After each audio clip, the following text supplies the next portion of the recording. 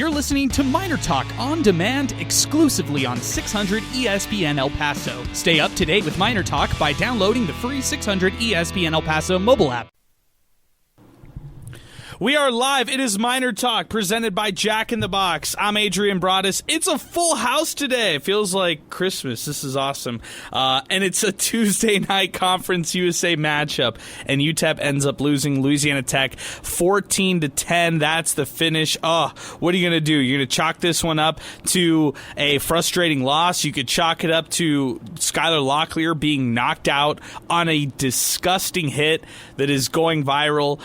You could chalk it up to special teams, which plagued the Miners. You could chalk it up to the offense. You know, they went 1 of 14 on third down, really struggled in this one. Miners led in this entire game all the way up till 6:28 left in the fourth quarter, and they couldn't put the offense together to match Louisiana Tech down the stretch. So that's how we start things off. Miners are 1-7. They turn the page. It's now on to Middle Tennessee back at the Sun Bowl, and another UTEP loss that we're getting a chance to talk about. A disappointing one for that matter. Along with Sal Montes, my co-host, along with Zay Galindo, George Guajardo, Alberto Ureta, we've got Inspo Lens in the house. Check them out online, inspolens.com. Check out all the great stories that Chris and the great team put together out on Inspo Lens. And we are live right now on YouTube, on Twitter, on Facebook, and all things here on 600 ESPN El Paso. Well, guys, this is how we're going to get started today, Sal. Another UTEP loss for this team,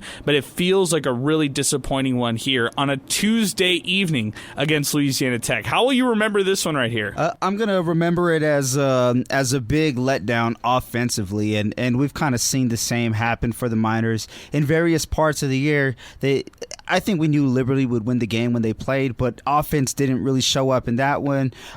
Same with Sam Houston. We kind of felt that they were going to lose it, but you can make it more respectable if the offense shows up. Bits and pieces of Colorado State. However, all that is in the past, but it did not change today. They got a nice play from Locklear to Thomas.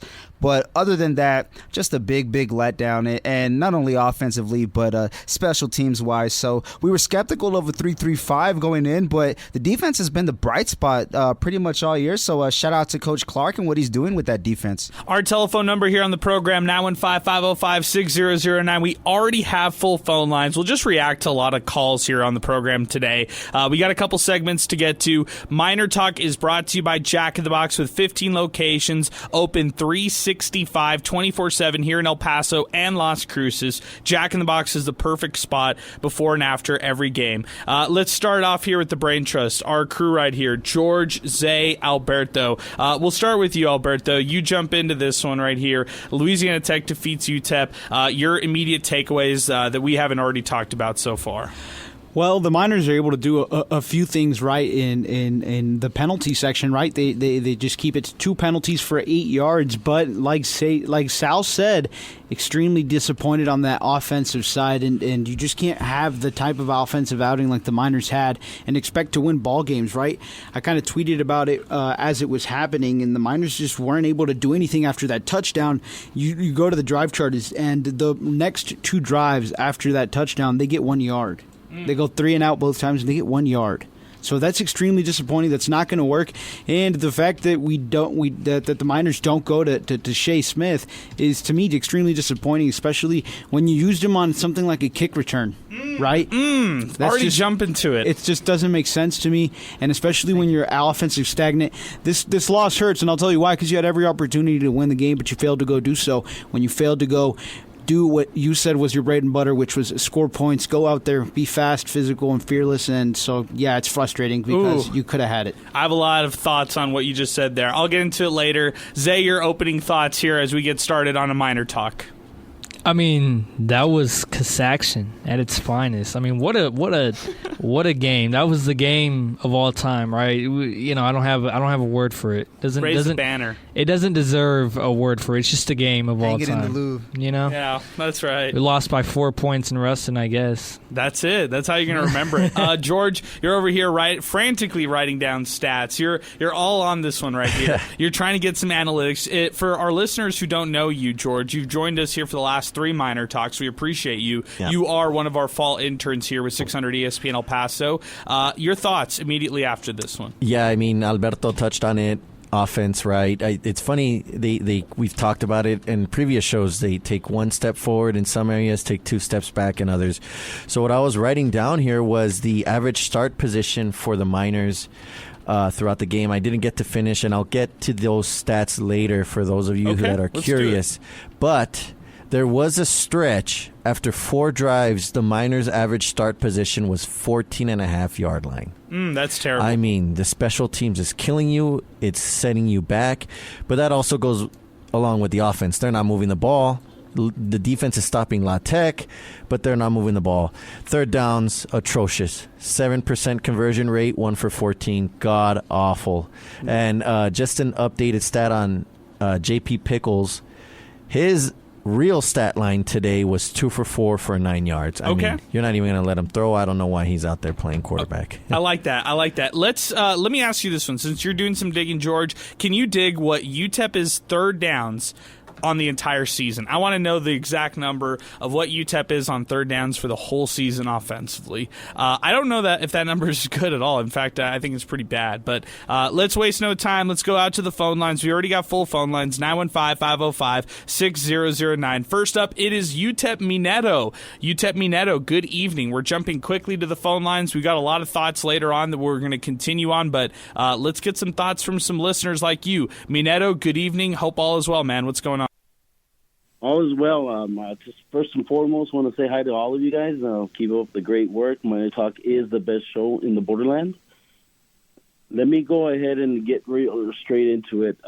With the lack of experience that the head coach has in D1, the players are doing what they need to do, but it's his play calling. And if he doesn't change it or, he doesn't grow from this and he continues to throw, I think I saw a tweet out there that he threw a lot of screen plays. You're just gonna lose the game for your team, and the defense is relentless. Even with special teams doing that, what they did not so well. Bottom line is it's the play calling, and that needs to change if they want to have a better chance of an opportunity to win. Mineto, I just want to stick with this one right here and just say that drive that they had, the 8-play, 94-yard drive, lasted 3 minutes. 3 minutes in the first quarter to take the early lead, 7-0. That's the drive that you're looking for. We saw some tweets come in after that one right there, and you see how the fans respond. That's what they expect. That's what they're hoping for, is a fast drive like that, something where you are building on runs. You have some nice plays that you're able to build upon, but something where you cap off with a touchdown drive, not one that you result in a field goal. But I love that drive, that touchdown drive. Why couldn't they do that the entire game? That's what happens when, usually what happens is the other team basically figures out what Walden's going to do and, puts a stop to it. And then after that, it's kind of like the offensive play calling. They're hoping that it will happen again. But by that time, the opposing defense, basically locks them down. And that's what happened in this game. They let that one go. And there was no more life in the offense after that.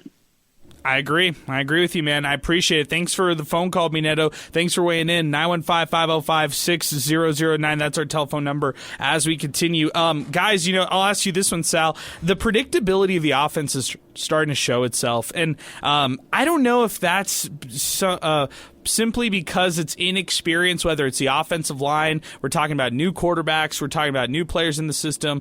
I don't know what that is, but there's a bit of predictability going on with the UTEP offense. There definitely is. And at this point, what is it, 8 games so far throughout the year, somebody's going to have to step up and just take control of the offense. The play calling has been lackluster. Obviously, the production has, but tonight, just another game where they're very poor from third down. down. I mean, looking at it, 1 for 14 from third down. They had to go for it on fourth because they're so bad on third down. It's inexcusable. And when you have a coach who's this offensive mastermind, and you look at the offense, and it's the worst part of the game, and you're 8 games into the season. I mean, at what point are you going to relinquish your play calling duties to an offensive coordinator? I mean, this is no different than what we saw with Dana Dimmel. Oh, Zay, how do I even respond to that? I can't even. Sal came off the top rope, speaking facts.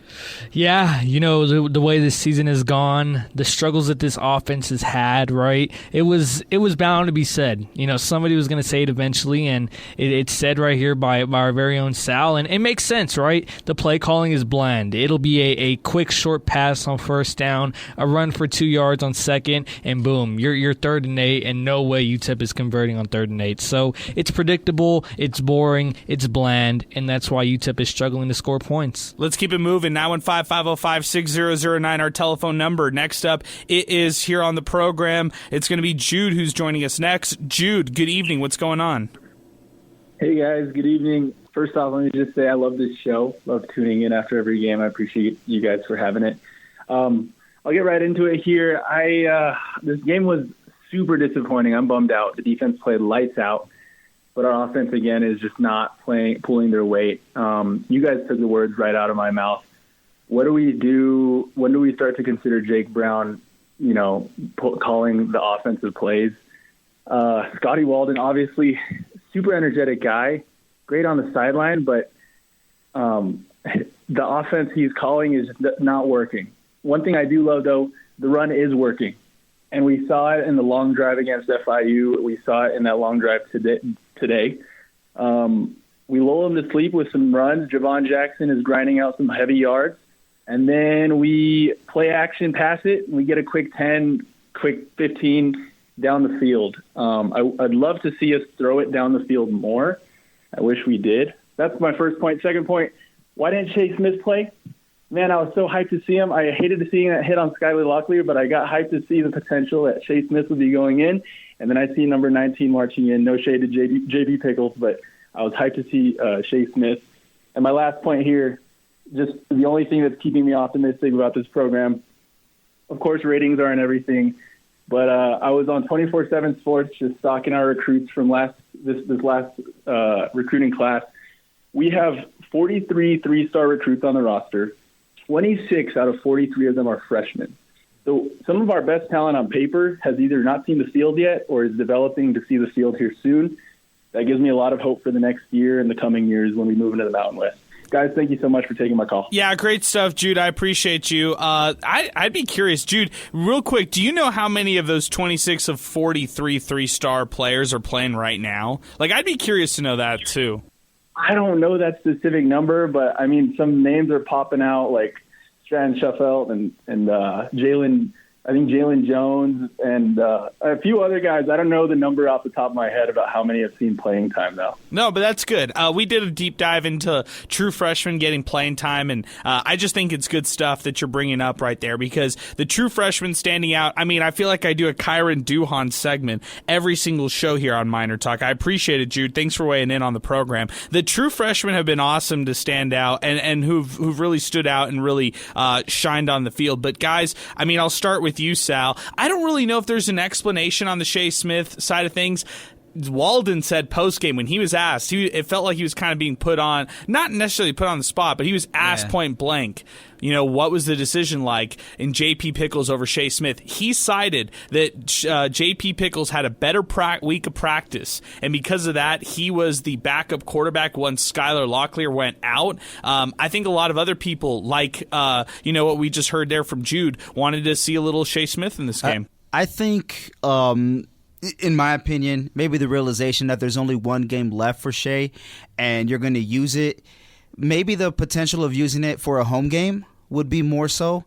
Are you going to burn it against it? And I get the part about him having a game burned on special teams, I'm completely on board, but it's easier to do that when there's, I don't know what point of the season it was, maybe 3 games left or 2 games left, so in terms of eligibility for red shirt. So I think he's saving it for a home game as opposed to burning it on the road. It'll mean more. There's a lot more people who will be there for him in El Paso. That's my opinion, though. I think he didn't want to burn it. Yeah, I like the opinion. I would say this to you, Zay. I like what Sal said. If you're going to use that last game, if you're preserving the red shirt for Shea Smith, too, yeah, and if that's the idea, which it seems like that's it, that's what it is, and that's all Walden had to say. All he had to say in the post game was, "Hey, we're thinking about redshirting Shea Smith, and we weren't ready to make that decision today. So we felt like if we were in a position to play any quarterback, we were going to play J.P. Pickles no matter what, and then reassess after that. Who's to say it's 12 days between now and Louisiana Tech and that Middle Tennessee game? Who's to say Skylar Locklear can't come back? Who's to say that they get him back after that? And on the flip side, if they don't, then they do evaluate between both quarterbacks, and maybe they do have a discussion between Shea Smith and J.P. Pickles. But for me, Zay, after today and what I heard right there as far as Shea Smith, I get it. I see why a lot of people wanted to. My biggest issue is, why'd you play him on kickoff in Game 3 of his 4-game eligibility if you're trying to preserve that for redshirt?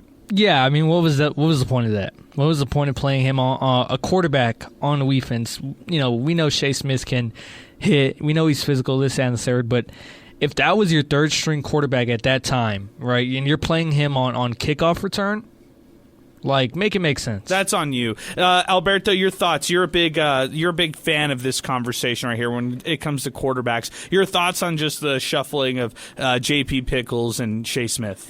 Yeah, well, I hate to be brutally honest with the coaching staff and the fan base, but at the end of the day, you just have to look at the numbers and the reality of it. And Pickles had one completion on 2 attempts, and you can't look at yourself and say that he put you in a position to win.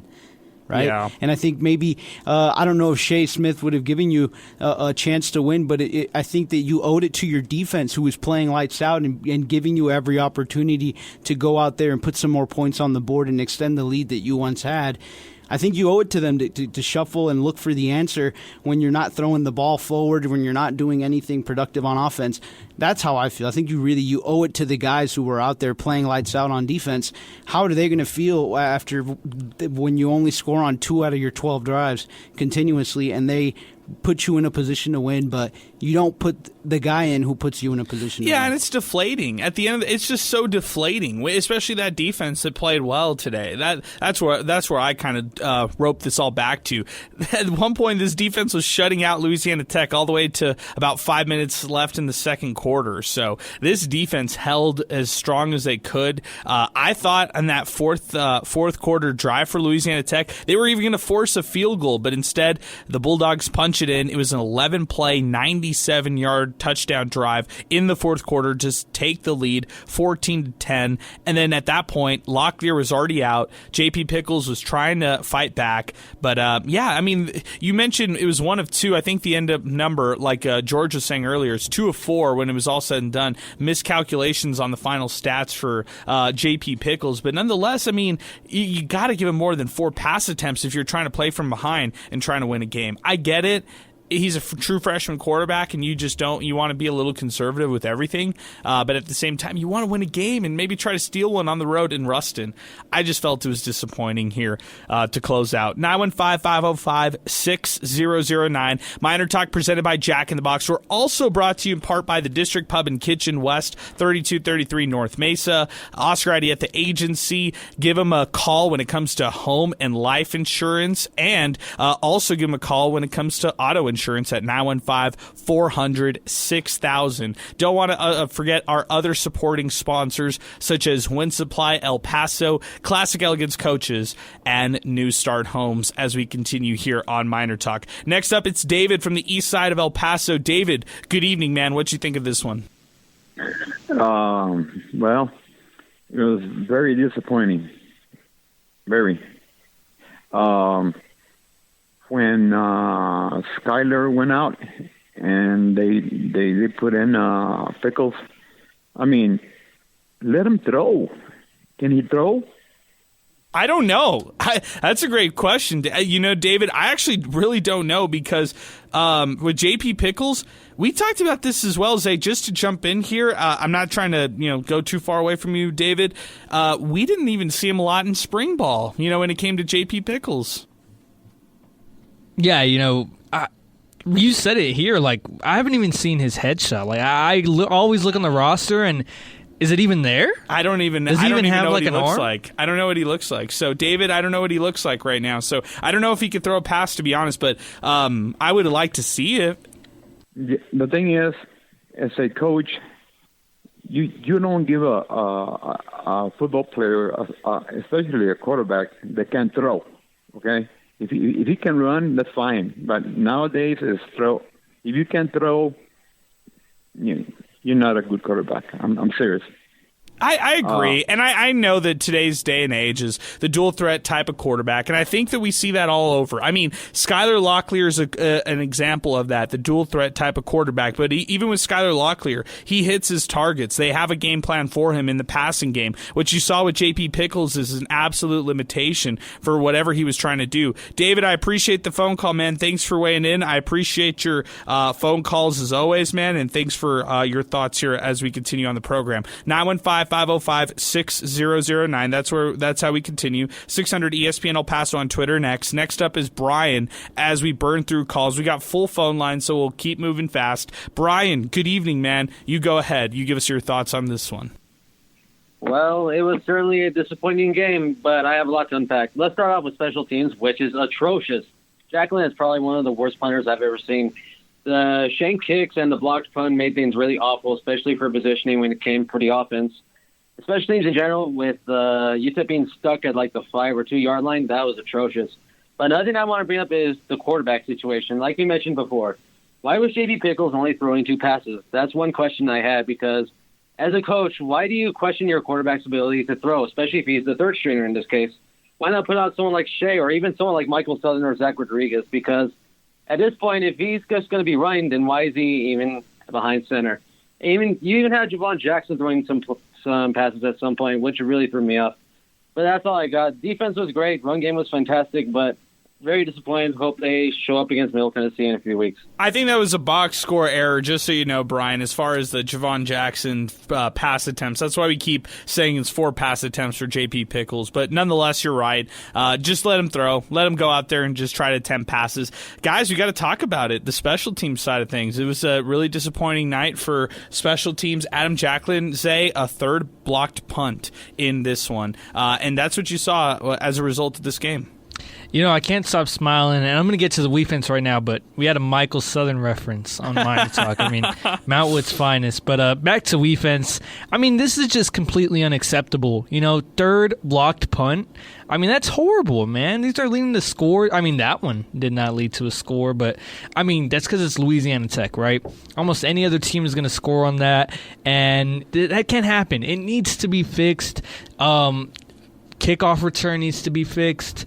Punt, everything on defense needs to be fixed. It needs to be fixed fast. I mean, these are simple things, really simple things, and it's super frustrating. Okay, let's get to Milkman, and then we're going to get to it. It's mid-season, it's MInerTalk, and it's one of our favorite segments, in or out. It is one of our favorite segments here on MInerTalk, and we're going to go through it, in or out, on players.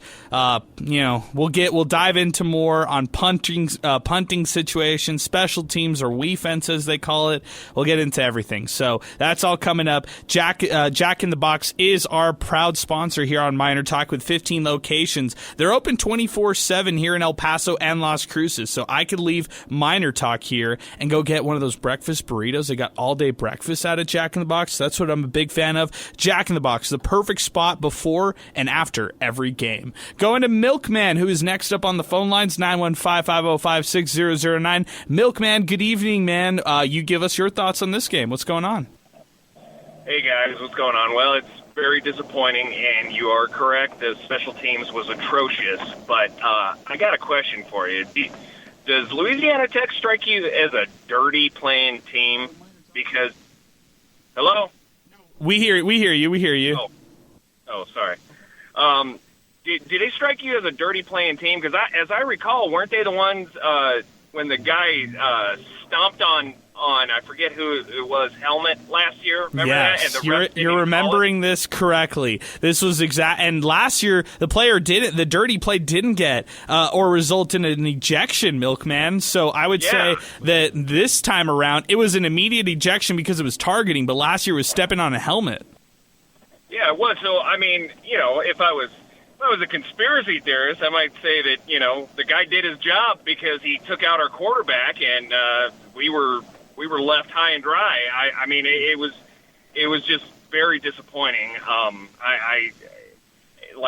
got kicked out of the game, but look what we got, So I don't know. I guess they strike me as a dirty playing team, and I guess the guy did his job. I don't know. I'm really pretty pissed off about this. Yeah, I'm not happy about it at all. I'm happy that you called in frustrated, Milkman, because now we get to get on our soapbox and say how upset we were with the hit. I mean, it was just disgusting. It was definitely targeting right there. No excuse whatsoever. The radio broadcast played, and we heard it was a bad hit, and then we saw the play on a bit of a delay on the actual TV, and it looked disgusting. And they kept replaying it, man. This is one of those hits, unfortunately, that's going to be, you talk about national TV, Sal, and national exposure. Oh my gosh. This is going to go all over. Are you guys ready for this?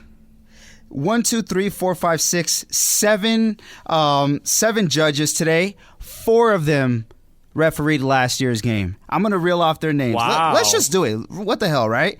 Main referee Rory Bernard in last year's game and this game. Umpire Gavin Darr. Linesman Walter Sloan. Line judge Derek Razzler. All of these guys.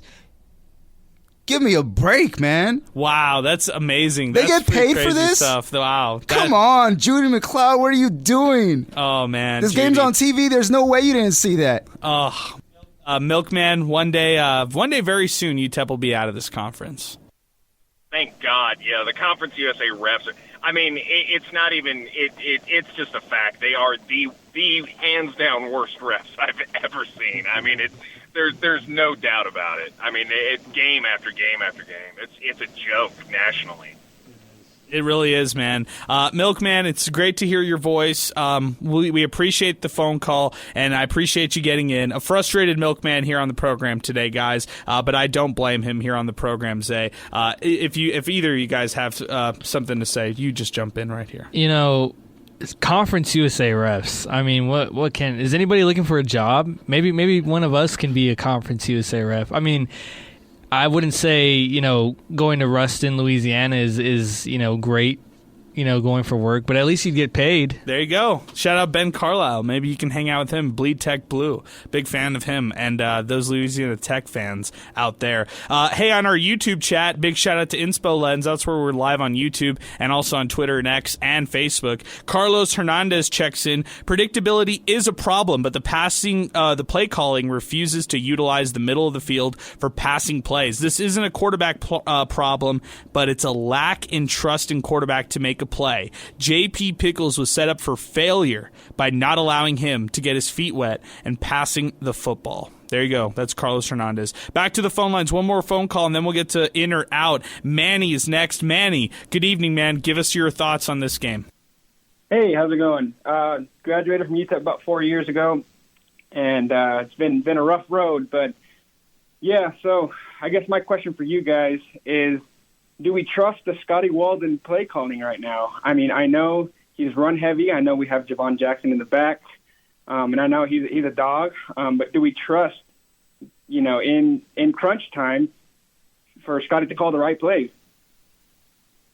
I think it's a great question, and I think it's a great way for us to segue into in or out. So I think that should be our first one and our first question of in or out here on the program. Are we in or out on the play calling for Scotty Walden? Manny will answer that if that is it. If you have no other thoughts, give us any other thoughts you have on this team, and then we'll go off and answer this question right here. Yeah, that was my main thought. Another thing I was noticing, I know we've talked about it already, but was the quarterback situation and the special teams conversation. Special teams, even Buzz's missed field goal was a kind of a big big play in the game because, having to score a touchdown versus having to score a field goal is pretty different. I agree. Yeah, I'm a touchdown guy. I don't even want to have your field goal kicker out there missing field goals for you to fail on. So good stuff there. I appreciate you, and let's keep it moving, Matthew. Manny, 915-505-6009. That's our telephone number. It is in or out, and the first question we got, it was teed up by Manny right there. Are you in or out, Sal Montes, on the Scotty Walden play calling as of right now?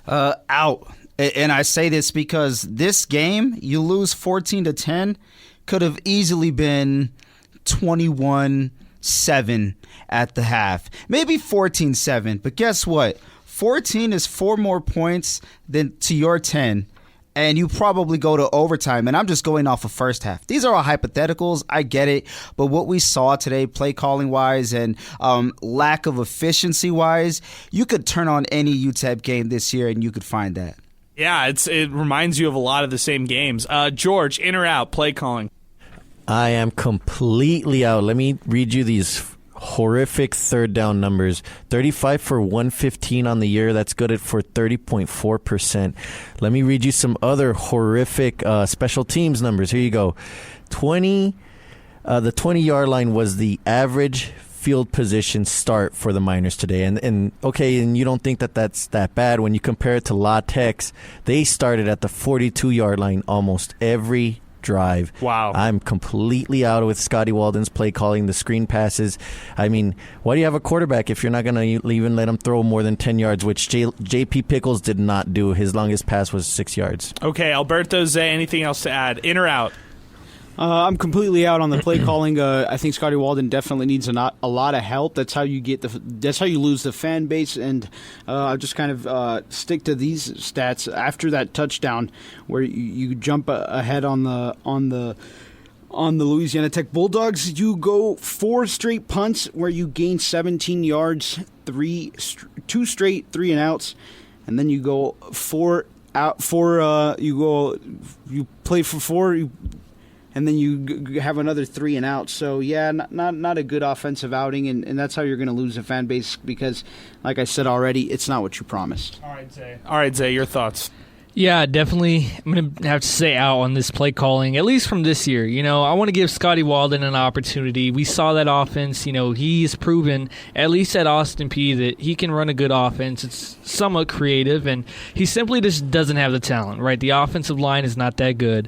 The receivers are okay, but they haven't done, too much, right? Definitely want to see more out of Trey Goodman.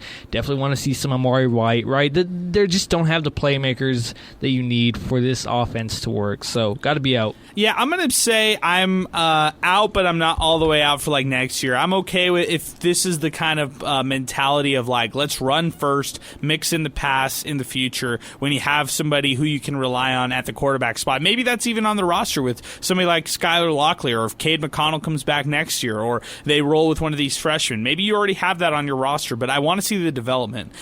Play calling mixed with the player development is key for this UTEP football team here moving forward. In or out, we continue. Sal Montes, in or out, J.P. Pickles, the true freshman quarterback. You know what? It depends on what game it is. And I say this because do you want to burn the eligibility of Shea him, Smith? Right? And Pickles as well. I mean, there's 4 games left. It's not far-fetched, Adrian. 4 games left in the regular season. J.P. Pickles has 3 games of eligibility.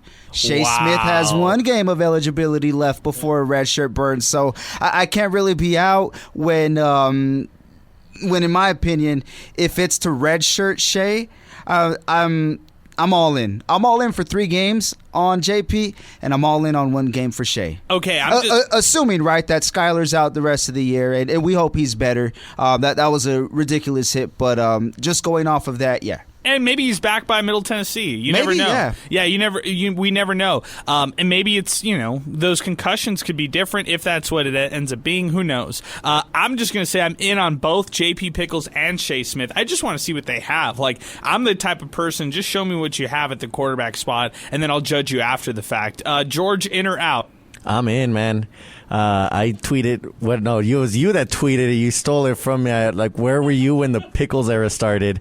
I'm in. I want to see what he's got. I would really wish. I mean, he obviously has the legs and the physicality to kind of run that option.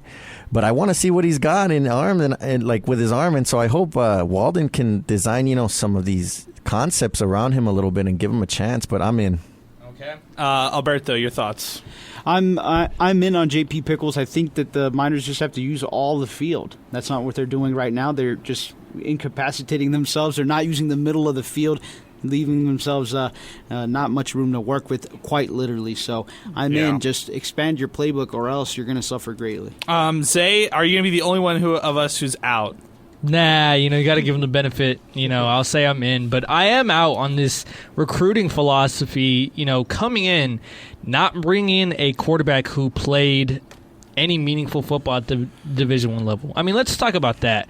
What were we thinking, right? Bringing in 2 true freshmen. Skylar Locklear didn't play any meaningful downs at the FCS level.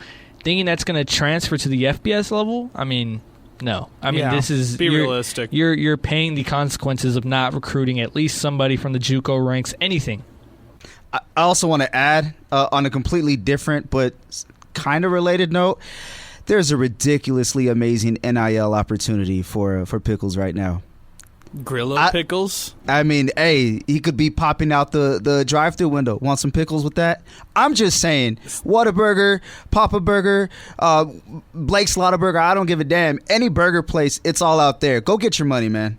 Maybe Jack in the Box. Big shout out to them. That's right. Yeah, give a little JP Pickles with your Jack in the Box order here right after MInerTalk. I love it.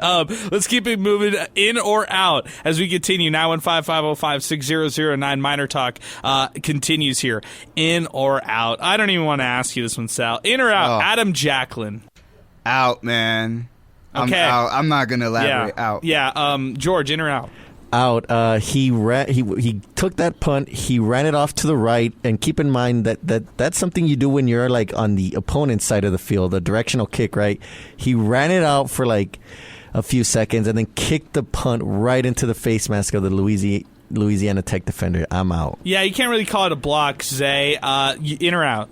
Yeah, I've been out since the spring game. I mean, that showing at the spring game was interesting, to say the least. I don't know. I think it's really hit or miss with. Am I imagining something here? Is it just hit or miss with me with these Australian punters? Well, maybe it's a hit or miss with Adam Jacklin, period, because he had a 58-yard punt, Alberto, but then he had a low of a 32, a 20, 27, 29-yard punt in this game, whatever it was. 6 punts, he averaged 36.5 yards per punt in this game. Yeah, in or out? I'm unfortunately out. The Miners, like Zay said, they've been showing a weakness at this position since the spring game. I just don't know how much depth they have there. And they constantly give up bad field position. They fortunately have the defense to make some stops. But unfortunately, when you still travel out to Tennessee, what's going to happen out there? They're not going to let up on you. So you have to look forward. Like I said, I'm not sure they have any crazy depth at the position. Okay, instead of an in or out, let's go this or that, or he or him, I should say. And let's go a little Ezell Jolly or Javon Jackson. We'll start with you, George. Ezell Jolly, Javon Jackson. Who do you like more? I like Jolly more. I see a little bit more explosiveness overall from him, but Jackson has made that a much more difficult choice the last couple of weeks. Okay. But yeah, I like Jolly. All right, Sal, Jolly or Jackson? Where are you going? So I'll start off by saying I think it has to be done by committee either way, but just off of the recent history, Jackson's looked amazing. So give me Jackson. I think he's just a couple steps ahead. He's looked a lot quicker than he's looked a lot quicker than he did at the beginning of the year. So credit to him, man. Okay, Zay, your thoughts? Don't do this to me. I mean, if you know me, I run the Ezell Jolly, fan club. I love Ezell Jolly, but you got to ride their hot hand, especially when it comes to running backs, right? One game it could be Jolly, next game it's Jackson. So got to go with Javon Jackson, back-to-back 100-yard games. But I agree completely with Sal. I mean, you ride the by committee, right? Running back by committee. If both running backs are good, you use both of them. Alberto, your thoughts? Is it Jolly or Jackson? I really like Jolly. But I think that I'm just going to say this. I haven't heard you guys say it. I really think that the coaching staff did him a disservice last game. He's coming off that hot game. Yeah, he fumbles the ball, but that happens to the best running backs in the game. And then you do him a disservice. You no longer give him the football. And then in the fourth quarter, when you really need him, you give it to him. And then he gets banged up and he doesn't get the football again. So yeah, you don't let him get back on his feet, getting reestablished. So that's disappointing, especially after the hot game that he had just before that. Right? You want him to get his confidence back, and you don't allow him to do that. So I like Jolly. You just got to give him more opportunities. Good for the Miners to ride the hot hand. I like both the backs. Just for reference, I'm in on both of them. I'm in on Jackson. I'm going to give the nod to Jackson. I think he's had UTEP's single best offensive play in a relevant game on the year. That 4th down and 1 play from their own 31-yard line. They're going for it. Wow. I just had to take a pause right there for a second. Wow, you go for it at your own 31 on a 4th and 1, whatever it was, 33-yard line, and you go for it 4th and 1, and Javon Jackson gets like 25 yards. He races into Louisiana Tech territory, and they end up capping off that drive with that touchdown. So I like it. Let's keep it moving. Let's go a couple other ones, in or out, and then we'll get back to the phone lines as we got George waiting for us here on the phone lines. In or out? Oh, I have to. All right, let's do it, Zay. In or out, Xavier Smith. Go for it. Hopefully he's listening into this and he replays this every morning when he wakes up. Maybe it's his alarm, because what I'm about to say, I'm going to say out. And he's so young. He has a lot of potential. He's barely been playing, on the defensive side of the ball for, I think, only 2 or 3 years. But, at least at this point in the season, he's been outplayed by most of the safeties. Oscar Moore has outplayed him, Lance Russell has outplayed him, and Corey Chapman has outplayed him. And that's tough to play against 3 really, really good guys, 3 older guys. I was looking at a stat. UTEP's going to lose 11 of their 13, I say 13 starters. I just saw it right here. 11 of something starters on their defensive side of the ball. Xavier Smith is one of the only starters that's going to come back next year who has eligibility to come back. So we've seen the potential with him, but he just hasn't shown me enough these past couple of games. Okay, I'll ask you, George, and this could be more of a secondary question, but are you in or out on Xavier Smith right now? I'm going to surprise you all, and I think I'm going to say in, and I'll say why. I think he's more of a safety that you get running downhill. I think if you can put him in positions like Corey Chapman has been in, where you kind of have him blitzing or you have him helping in run support, I think he can do really well in that position. He just has to get that opportunity. He might have more success with that kind of stuff. Your thoughts, Alberto, in or out? No, I'm not too quick to jump out on the ship. I think he still has, like Zay said, he's shown us his potential. It's just about letting it develop, and you have to trust in him, especially as he's returning next year. Okay, Sal, in or out? Xavier Smith. I'm going to be in. Just looking at, I understand that recently it hasn't looked amazing, but he's part of a defense where other guys are able to make plays as well. I can confidently say UTEP doesn't lose this game strictly because of the defense, let alone Xavier Smith. When UTEP was having trouble against Sam Houston, sure, there were some plays, but he finishes with a half tackle for loss and 7 total tackles to his credit. Finishes with 3 tackles today. He also got 6 against Liberty, 5 Colorado State. Just really off random numbers, but no, not completely out. Yeah, I'm with you on that one. I'm not out either. I'm in on Xavier Smith on the long haul. I think it's hard to be out on anybody on this defense the way that they're playing right now. I've really enjoyed how this defense has been lighting it up. Let's just put it that way. Hey, let's continue with more in or out. We also have a ton to read on Twitter and X. A lot of comments to get to here on the program. Let's finally jump back out to the phone lines. George is next, 915-505-6009. George, good evening, man. What's going on? Not much. It was kind of disappointing to see the Miners go down to La Tech and have a couple of opportunities at the end of the game. One of them that jumped out at me was the one Jackson win on the 4th down, and they didn't even review it. He was, I think it was 4th and 1, and they went for it, and he was underneath the pile, and I think he got the yardage that he needed, but nobody even called a timeout or did anything to stop the game so they could at least review the the play. They just after that, La Tech just they lost the ball on downs. But that was a disappointing that I could have stopped the game or done something so that the referees could have looked at that yardage. I don't know if you remember. It was yes, I remember this very well, George. I need to jump in because I'm chomping at the bit right here.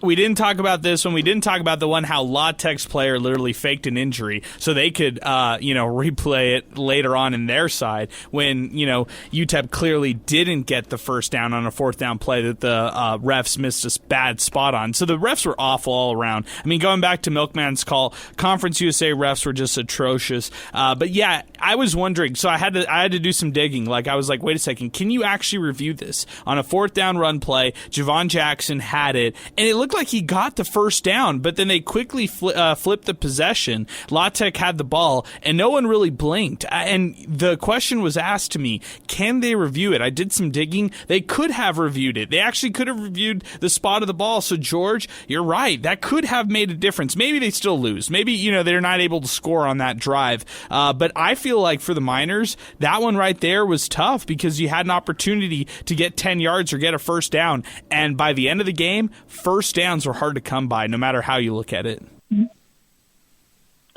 Right. And then JP Pickles, I'm in on Jackson. I love Jolly. I love this whole he could be a gimmick play whenever we need short yardage. I think our defense played pretty spot on. There was some yardage some big plays that we did give up, but for the most part they did play a good game. And I think the defense was stagnant at times. I mean, but not having Locklear in the game, being knocked out the way he was, they're just dirty. La Tech is just dirty. It's just I think since last year that stepping on the helmet, and then he just when the ball's out and hit Locklear and knocked him into next week. I was cringing when I saw him hit the floor, man. I know his head goes back. That was ugly. I feel terrible for him. And you know what? Steve actually just texted into the show. I appreciate the phone call, George. Thanks for weighing in. Steve just texted into the show. He said, listening, you guys haven't brought this up yet. How could the entire UTEP offensive line watch that play on Locklear and then no one retaliated immediately against Zemos? Would you expect a few offensive guys to try and destroy Zemos after a cheap shot like that? It's kind of like last year, Sal. Yeah, The exact same thing happened last year. Same thing. A player steps on him. No one else saw it, really, or no one reacted. It's ridiculous. And the only form of, I guess if you want to say it, like retaliation, was JP Pickles. He went for a run. I don't know if it was the play after or, later on, but he went straight into the linebacker's face on the next one on a run. But that's pretty much it. And if nobody remembers it, that's proof enough right there that they need to do something to back your guys up. They talk about brotherhood and family, fast, fearless, physical. Where was all of that? Come on, guys. Where the hell is your pride? Yeah, I mean, if you had your player knocked out like that, I mean, I get it. There could be some visibility issues, but I mean, come on. Some of these guys were right there, like they were right in front. What do you think on that one right there? Yeah, I mean, Sal said it right there. This is a so-called brotherhood, but I mean, if I saw my brother get absolutely knocked out, pummeled, and a blatant, that was not, he didn't have to do all that. You got to do something, especially it's your quarterback, right? This is your quarterback, the leader of your offense, sometimes even the leader of your team, and you're just going to let him, get knocked out like that? No. Yeah, it's not cool. I didn't like that one at all. Let's keep it moving with in or out. 915-505-6009, by the way. We're going to start winding it down after this with some Twitter questions and thoughts, and then some final thoughts looking ahead to Middle Tennessee. We're not going to be back on a Miner Talk for 12 days, guys, so a little bit of a break here on the program. In or out, Salmontes, Buzz Flabiano? Out, man. Out. I know people were trying to be in after the last game, but oh, man, come on. But I do want to say this, though, because defense was special today, and we talk a lot about, Jacqueline or Flabiano, but Joe Papalardo and Seth McDonald, they're the ones who are in charge of defense, and there's not been a lot of improvement. I understand that missed field goals may not necessarily fall entirely on them. It could go wide left, wide right, but where are the adjustments for the blocking on the punt teams? Also, too, guys taking ill-advised returns and giving UTEP terrible field position. That there has to be a lot of improvement on that. Okay, I got you. You're out on Buzz Flabiano, Sal. I've been out. I mean, just on the record, I've been. This is kind of like my Kevin Kalu. I sold my Kalu coin after year one, cashed in on it, sold out on it, and then I'm never going back. I'm still holding, by the way. You're still holding on my Kalu coins. You might actually come up positive in the green. Well, I mean, it's a long-term investment. You're not going to see it right away. It's not a crypto Kev. It's the Kalu coin. It's different. Oh, man, yeah. I like it. Let's go with you, George. In or out, Buzz Flabiano? Way, way, way out. I'm out. I'm done. Wow. I don't. You want to, change a kicker out? Because I don't know if I'm there yet. I mean, at this point, it obviously wouldn't make a difference. He'll probably still miss as much as Buzz. But, I mean, yeah. Okay. Alberto, I know you're going to be in on this. The memes were too good for you to be out. No, I'm in on Flabiano. I think he needs to look. He missed one from 42, but then he makes one from 44 and nails it. Absolutely nails it right down the middle. So it's like it's there. He has what it takes. It's just kind of he has some jitters. He has some sort of emotional block sometimes. But he needs to see a sports psychologist, I think, or something. He needs to get some. Like an egg rubbed on him or something. He needs to visit the right people. I like the egg rubbed on him. Because it's something. Because it's like something. It's really hit or miss. But it needs to get it solved because you need an efficient kicking game. Zay? Oh, man. I mean, I feel like, thank you. Somebody's in. I mean, I'm in. Are we forgetting this is college? Do people know what college kickers do? They miss. College kickers miss. It could be so much worse than this. 42-yarder missing it. Okay, that's not great, but let's be for real here. He's not horrible, and it could be horrible. We saw Louisiana Tech's kicker miss a give me right down the middle, great angle. College kickers miss. That's interesting. We saw that too against Southern Utah, but what do we know? Well, I will say this, though. I'm being sarcastic there, but I will say he's not the reason they lost this game. Absolutely not. Oh, man. I don't know, guys. I just can't get in on the Buzz stuff. I don't know. I mean, Zay, I hear what you're saying, but don't take Gavin Beckley for granted. He was automatic. Within 45, you knew Gavin Beckley was making everything. Yeah, I mean his last year, but are we going to talk about his years before that? Okay, going 18 fair. for 24 the year before. It's fair. It's a fair point that you bring up. I mean, but he is the all-time leader, for UTEP career field goal and field goals made, and I just feel like you lose somebody like that. Maybe you just took him for granted. As a collective, we took Gavin Beckley for granted for just being automatic in kicks, and a 70% Buzz Flabiano. You won't say anything when he makes the 70% of them, but everybody's going to be hammering their fists on the table as soon as he misses that 30%. I think that's the bottom line. Maybe that's unfair. Maybe we are being unfair, Zay. So just tell us we're being unfair right here. I think it's granted that, you're going to be on him on the 30%, but at the same time, I mean, he's a sophomore. He's a college kicker at UTEP. UTEP, you do take a guy like Beckley for granted, but it could always be worse. That's all I'll say, especially with kickers. College kickers, I mean, you see it with Adam Jacklin. These specialists, it could always be worse. Yeah, all right. I hear you on that. Let's go to Twitter next. We got a bunch of tweets to get to now. I think we did a good job, guys, on in or out on our segment. So good stuff, guys.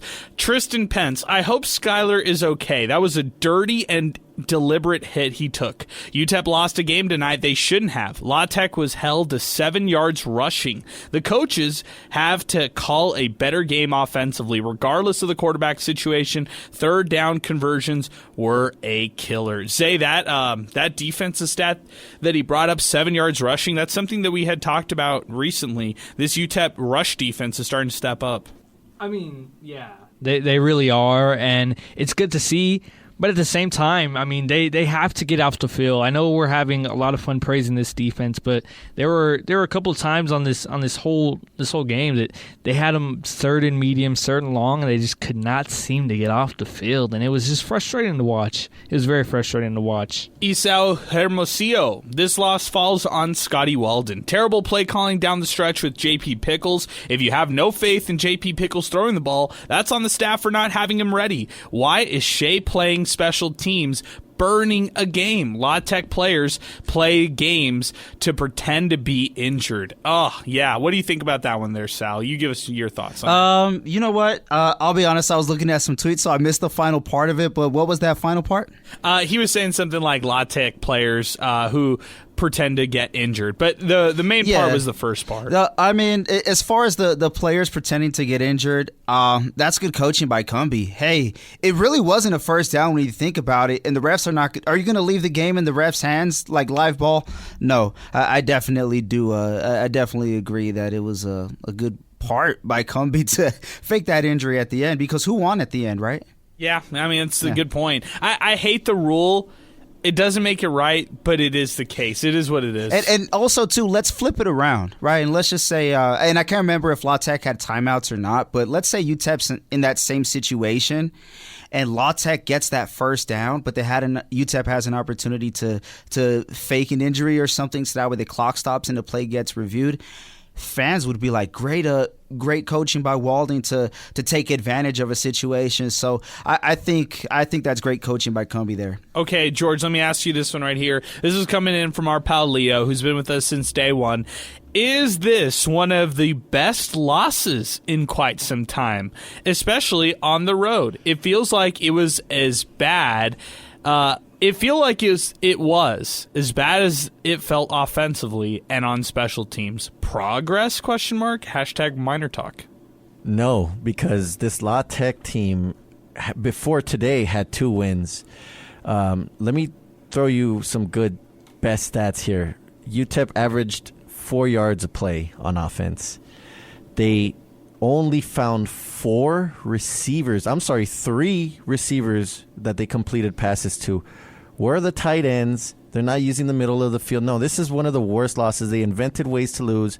1 for 14 on third down, a blocked punt, and a missed field goal. No, one of the worst losses. Yeah, I don't think it's one of the best losses right there, Leo. Do I feel as bad as I felt, in some of those blowout defeats? Like, Sam Houston to me is still the worst loss. I hated that game. You lose like that at home. That still feels like the worst loss. But yeah, I hear what you're saying right there. Let's go to this one right here. This is some guy, Chris. We love him. He's on Twitter and X, and he tweets us this one.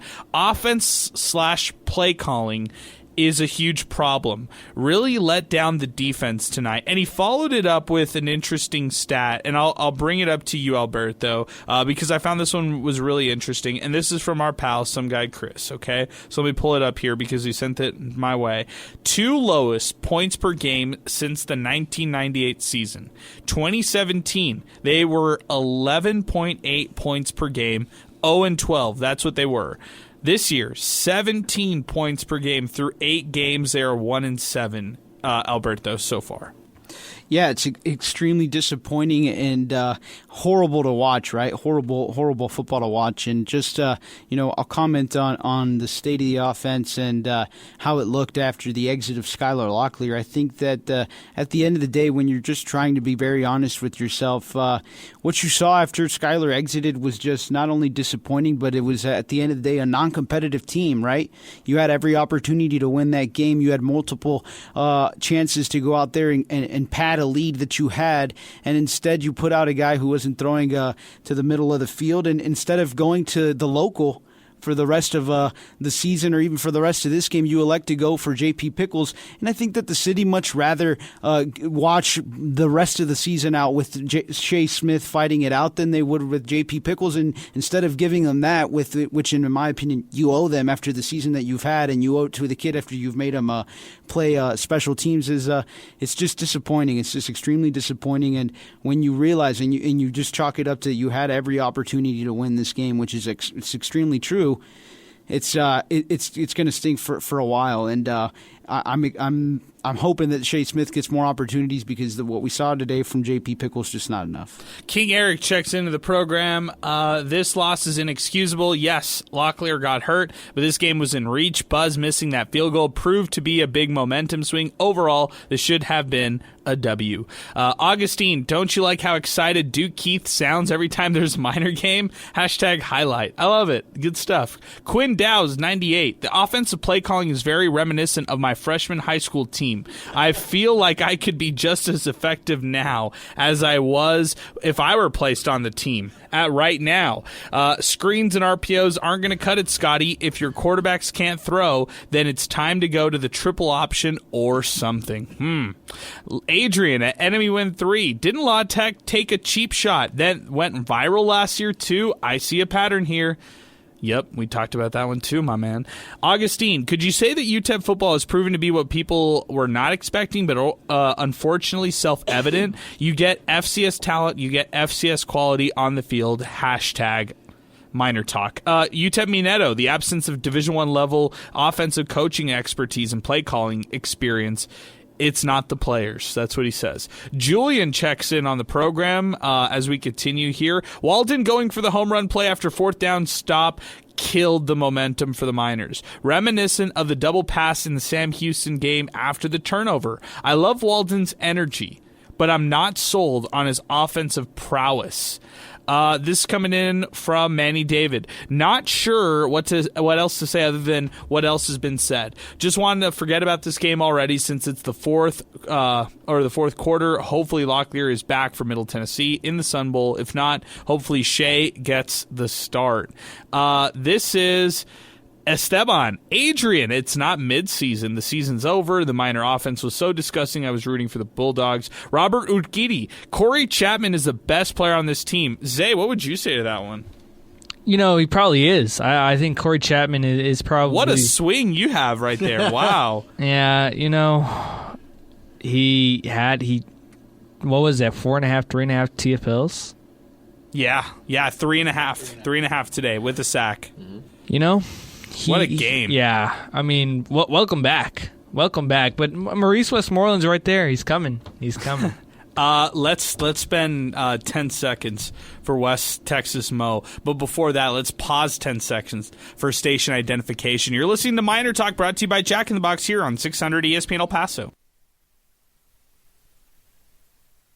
Miner Talk is back, presented by Jack in the Box, along with George Guardado, Sal Montes, Zay Galindo, Alberto Reta. I'm Adrian Broadus. We're live on Inspo Lens. Check them out online, inspolens.com. Great stories, great breaking news, great news stories, just period, coming up on inspolens.com. Check them out on Instagram as well, Inspo Lens. We are live right now, Twitter and X and YouTube, along with Facebook as well as we continue here on Miner Talk. 915-505-6009.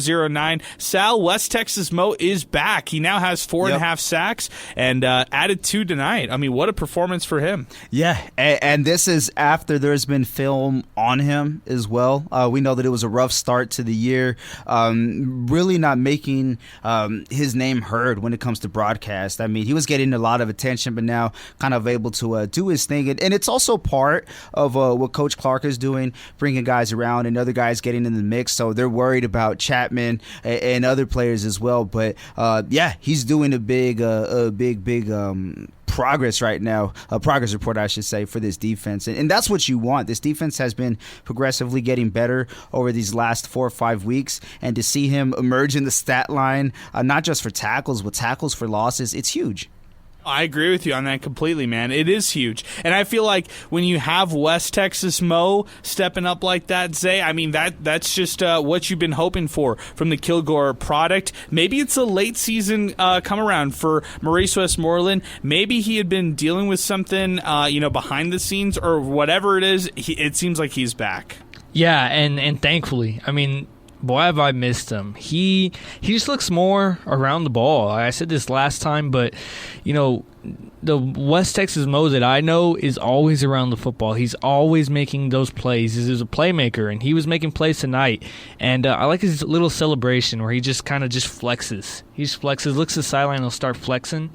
Yeah, I absolutely love that. Yeah, I like that one too. I'm totally behind that as well. As we continue, 915-505-6009. A couple other posts getting in on the program. This coming in from Jesus Trejo. We need a better punter. Ridiculous average. Locklear succeeded in FCS but can't hack it in the FBS. I would just say, tonight I would have liked to see what would have happened if something like Locklear actually played the rest of this game. I don't know if that would have meant a win. I don't really know what would have happened, but I just hated that hit on him so much. I just want to, continue to say that right there. Other tweets that came in. This is Joe Chacon. Out repetitive play calling and a kicker with a leg but no accuracy. Get him some glasses like they did for the Wild Thing in Major League Movie. In me. Expect to start seeing me in person more often with all my thoughts. Hashtag reppin' from El Chuco now. There you go, Sal. He's back. He's back, man. We got to do a meetup. I'm down. And he said, let's get together a hashtag Pinky. So there you go. He's trying to hang out with Pinky, too. So right. I like it. This is also, Duke Keith said it's all recorded before the season. It is recorded before the season. Good stuff, my man. Slot Bandit 777. What happened to Walden and his exciting brand of football that he was bringing? Stupid screen plays for a loss or no gain, a run for loss or no gain, run against to get nowhere, punt. That about sums up every possession. Boring product. The defense is the saving grace. Poncho, UTEP will blame the loss to the quarterback injury, but the truth is the offense is terrible. 1 of 13 on third down, almost 3 quarters before the first conversion. Defense failed when they needed them most. La Tech wasn't much better. They were the least bad team. I guess that's how we can remember this one, Zay. La Tech is not a good team, though. Yeah, they really aren't. And, I mean, if you're a sicko, if you're like the Sickos Committee, you're part of the Sickos Committee, then hey, this was an amazing game to watch. But if you're normal and you just want to watch some football, you probably turn this game off. Yeah, I was ready to watch some brawny, LeBron tonight. That's for sure. Milkman, the Miners flat out got robbed tonight. No other way to put it. Hashtag dirty play. Hashtag MInerTalk. Alexa Dominguez, defense played well. No other way to say it. But UTEP let one get away.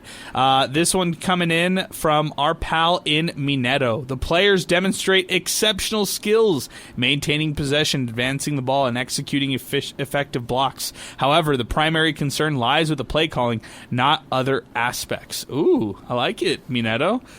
Crafty with your choice of words. Snappy trades. Game on the line.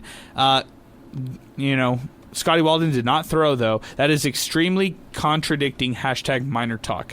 This is checking in from Brian. Jacqueline sucks. Flabiano is on and off. Makes us miss Beckley and Sloan. Walden raising questions, especially not allowing JP to throw more passes. Absolutely. But maybe we can win at home. Count me and my best friend in for the KSU game November 9th. That's Kennesaw game November 9th. Eddie Morelos just saying that I want to shout out the UTEP football stat crew. Hashtag MInerTalk. Shout out to you, Eddie Morelos, as well. Vince, UTEP needs to revisit their punting personnel this offseason. Hashtag MInerTalk. And Pinky, your in and out segment is fire. Appreciate you, Pinky. Thank you for tuning in and listening to us here on MInerTalk as we continue. As we start to wind things down, 915-505-6009. That's our telephone number. If anybody wants to duck in a late call, 600 ESPN El Paso on Twitter and X. Fortunately for UTEP, Zay, the fact that they play Middle Tennessee is a great thing because, like La Tech, Middle Tennessee is a bad football team. They sure are. And, I think Middle Tennessee lost, 48-21 against Louisiana Tech? Something like that. Something awful, yeah. Yeah, so, win number 2, you're going to have your opportunity in the Sun Bowl. And regardless of QB. Regardless of QB. Yeah, I think regardless of QB. If it's going to be J.P. Pickles, Shea Smith, Skylar Locklear, if it's going to be me suiting out, it doesn't really matter. I think they'll have their shot. And I definitely think that we're going to see the ball thrown a lot more if J.P. Pickles is the quarterback, simply because you're going to have, almost 2 weeks to prepare for that, 2 weeks to get him ready for his second taste of action. And I'm excited. I am excited regardless of what's happening because I'm just ready for a Saturday game in the Sun Bowl. Sal, how did we follow up or how did we precede a game like this? Or what was the game before La Tech and UTEP a week ago? How about a thriller? Middle Tennessee defeating Kennesaw State 14-5. Yep. This week it's a 14-10 finish. Last week 14-5. Middle Tennessee comes to town next Saturday. How do you see this one for the Miners? I think it's going to go down in similar fashion. Two really bad teams with a chance to win it at the end. It's kind of like Christmas comes early, and I was joking about this with Alberto. Today it was like Christmas came early, and they were very generous to each other. Here, you have the football game. No. I beg you, please, you take the football game. That's exactly how it's going to go down, but Middle Tennessee's no better than Louisiana Tech. They're a lot worse, that 48-21 loss, but just kind of looking at their schedule so far, they beat their FCS team 32-25. That's Tennessee Tech, but they drop. They have 52 dropped on them by Ole Miss. I mean, we understand that, but Western drops 49 on them. Duke drops 45, which we understand. Louisiana Tech drops 48, so this is a very suspect defense as well. UTEP will have their chance to get some plays. I really want to see what they do as far as play calling goes, especially with more than 7 days to prepare for this one. But all in all, Adrian, it's going to come down to a one-possession game. Whoever has the ball is probably going to lose because the defense is going to step up. I don't know who. It has to be somebody on the defense that really does this, but it's an opportunity for them. George, they get back to town. They get a chance to play this Middle Tennessee team who's not very good. Maybe they get a win. Yeah, we talked about it last week, right? That between these two games, you have to get the split here. And Middle Tennessee is the team, right, to do it against. Yeah, 48 dropped on them by Louisiana Tech. UTEP was able to hold them to 14, so I don't know what that says about either team. But I think it's going to be what you guys said. It's going to be, a generous game where whoever plays the least worst will win the game. Yeah, I think it's going to be that kind of game, man, when it's all said and done. Alberto, your thoughts on this one? It should be a weird one, and it's a Saturday afternoon game. We're done with Conference USA action, weeknight action. Yeah, finally done with the weeknight action. But, yeah, Miners have all the time in the world to prepare. 12 days, it's more than you could ask for in this day and age. So I'm excited for what the Miners have to bring, but they can't go back to the same offensive recipe and expect different results because that's going to be foolish and it's not going to provide positive results, and that's how you lose the fan base. You have 12 days to figure it out. I don't know what you're going to do. I'm also not paid to figure it out, though, so triple option, Shea Smith, Zach, I don't know. You're going to have to figure something out, but you can't put up just 10 points and expect to win games, and you can't expect your defense to continue to make plays if you're just going to put zeros up on offense. I'm curious to see what what happens there at the quarterback spot. I wish the best for Skylar Locklear, though, Sal, when it's all said and done. Yeah, no, definitely. That's I think if anything, if people are going to take something away from Miner Talk tonight, it's the game is the game, but we hope that Skylar Locklear is okay. So, shout out to him for putting it on the line literally tonight. But on another note, just kind of looking ahead, I know that Middle still has to play their game against Jacksonville State, who they are major underdogs to it. And this is going to tie into my next point, but Jack State has an 89% chance to win that game. This according to ESPN's matchup predictor. But when I look at this one between UTEP and Middle Tennessee, although they have yet to play that game, that being Middle against Jacks, UTEP has a 59.2% chance to Middle Tennessee's 40.8% chance to win the game. So they might be favored going into next week. Wow, that's pretty funny. We'll see. This is just the they stats actually in front might of me. be. Yeah. If it's like a field goal game or something like that, or 1.5, whatever the odds end up being, I wouldn't be surprised. I think that might end up being the right move. Although the quarterback side of things could end up shifting things for UTEP. Florida International goes to their fourth-string quarterback. Miners had to throw out a third quarterback option tonight. Maybe you can argue that he was the fourth quarterback on the depth chart when it was all said and done. Zay, I think the big lesson here is don't take your quarterback health for granted. Do not take your quarterback health for granted, and just don't take your quarterbacks for granted, even if at times they make some interesting throws and their name is Gavin and their last name is Hardison. Just don't take them for granted. Just don't take them for granted sometimes. Oh, man. I love it. Hey, I can't thank everybody who listened to us here on Miner Talk enough.